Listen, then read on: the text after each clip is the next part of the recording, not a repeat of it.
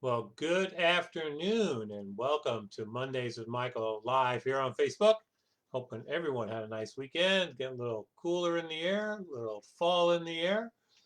So thanks for joining me. If you're watching this post session, thanks for checking it out. So today's session is on conflict in the workplace. Why does that happen? We'll talk about it a little bit.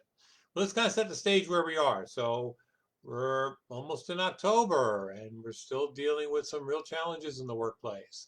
A lot of places are still not letting folks back to work. So some of our clients are going back. So COVID is still a thing. I think it'll be a thing for a while. So you have employees, team members still working at home. Many of them are schooling their school-age children. Though I would say many friends of ours who are probably a little bit younger than us are in homes and they're spread out and trying to do the best they can. But let's be honest, a lot of your coworkers, a lot of your team members are in small apartments, some of them sharing with several folks, trying to still work at home. So the stress level is getting up there a little bit. And when the stress level gets up, people start reacting a bit differently to situations. So let's talk about conflict a little bit. How we're gonna talk about conflict. So I want to talk about conflict briefly at the individual level. We'll talk a little bit at the team level to try to use some tools. If you're feeling that conflict is an issue at work, message me. I'll send you an assessment you can take. I'll go over with you, talk to you about how you're dealing with conflict. We can have a conversation, no charge. Just give me a call, send me a message. I'll let you take this assessment. But research tells us that most managers spend about 25% of their time dealing with conflict situations. Now think about that. 25% of your time as a manager, costing organizations over $300 billion a year. So when we talk about conflict, we want to talk about productive conflict. We want to talk about your individual response to a conflict situation. How do you currently respond to a conflict situation? Is it an emotional response or is it an intellectual response to a situation?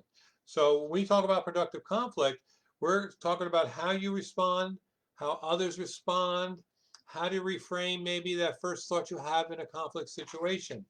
So like a lot of our programs, like a lot of things we do to assess conflict in the individual, we use an assessment. And for our work today, we use the Everything This Productive Conflict Assessment. So when I'm coaching an individual and they tell me that there's a lot of conflict going on at work, or I can sense that from the evaluations we're doing with their team members, I usually score this assessment because this is a really good assessment to tell the individual how you behave, how you react, what is your first thought when it comes to conflict. And depending on where you fall into this model, the S and C all have different responses to conflict situations. And so when we go through the assessment, we talk about how D's respond, how I's respond, how S's respond, how C's respond. And that first response is going to make a big difference in how you emotionally handle an individual conflict situation. Now, I'm here also to tell you that not all conflict is bad. A conflict situation, a disagreement between you and me or you and another team member is going to happen.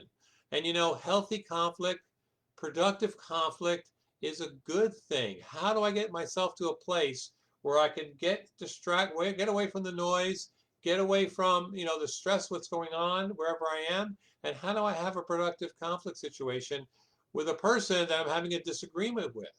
So if you and I are having this conflict situation, what is my first thought? And is that first thought productive or is that first thought destructive? And in the assessment, in the program, we actually ask you, what are your common behaviors in a conflict situation? And I do this at the one-on-one level, and it's very eye-opening how people respond to a conflict situation. How do people respond to a conflict situation? Do you argue? Do you cave in? Do you overpower? Are you passive aggressive? Are you engaging in problem solving? Are you engaging in sarcasm? We all have these natural responses to conflict. And the thing to learn is how these destructive behaviors or how these destructive mindsets get you set up for failure because you automatically go to that, you know, the bad side, if you will. Don't want to go there. You want to catch yourself in that 1 second, 2 second, 3 second. When you get to that situation, reframe your thought. Come up with a positive, productive response to the conflict situation and try not to get down that, what I like to call the bad side of the conflict situation. And then when we go through the assessment, we go through the program, either at the one-on-one level or at the team level, we start talking about how to reframe your automatic thoughts. And by doing that, where that where that new tangent leads you, it leads you to a better place. It leads you to a productive place, a place where you can have even a passionate but positive conversation with an individual you're having conflict with. Excuse me. Now let's talk about it at the team level, because teams have conflict too. And it's not surprising, teams have conflict too. And as most of you know, we do teach the team program from Patrick Lencioni, 5 Behaviors, and we spend a whole 4 hours on team conflict, because conflict happens at the team level. And again, like at the individual level, conflict at the team level isn't a bad thing. It just means there are disagreements within the group. It's how does the group respond to that conflict? And again, we call it healthy conflict, productive conflict. We want to get to a good place. We do spend some time with the assessment, measuring where the conflict is coming from the team. We do have some activities we do with the group as far as defining conflict. When does the team get in conflict situations?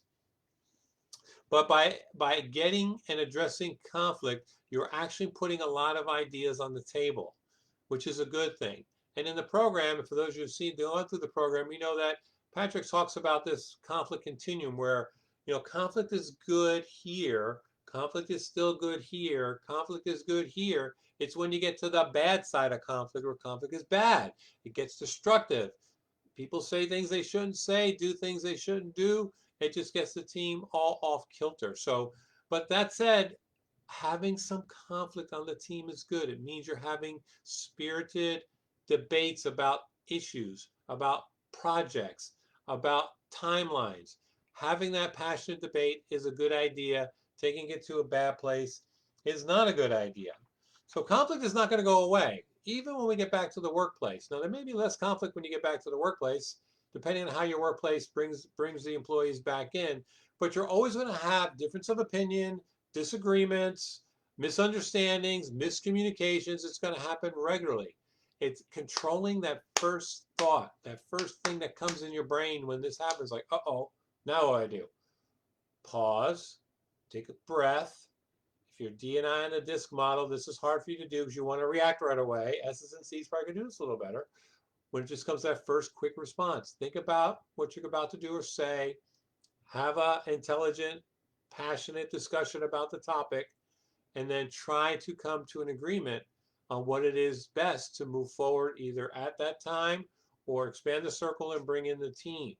Again, you can have these spirited conversations even at the team level, but you want to make sure you stay in that non-bad place with the team.